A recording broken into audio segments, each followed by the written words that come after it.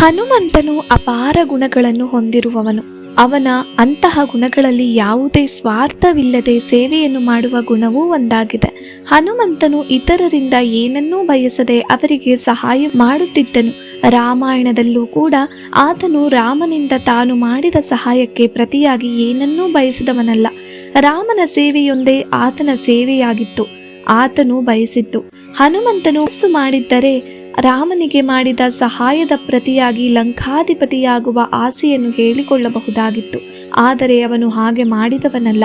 ಹನುಮಂತನು ನಮ್ಮಿಂದ ಕೂಡ ಇದನ್ನೇ ನಿರೀಕ್ಷಿಸುತ್ತಾನೆ. ಪ್ರತಿನಿತ್ಯ ನಾವು ಪ್ರಾಣಿ ಪಕ್ಷಿಗಳಿಗೆ ಆಹಾರವನ್ನು ನೀಡುವುದು, ಅಗತ್ಯವಿರುವವರಿಗೆ ಹಾಗೂ ಅಸಹಾಯಕರಿಗೆ ಕೈಲಾದಷ್ಟು ಸಹಾಯವನ್ನು ಮಾಡುವುದು ಹನುಮಂತನು ನಿಮ್ಮ ಮೇಲೆ ಅವನ ಆಶೀರ್ವಾದವನ್ನು ಇಡುವ ರೂಪವಾಗಿದೆ.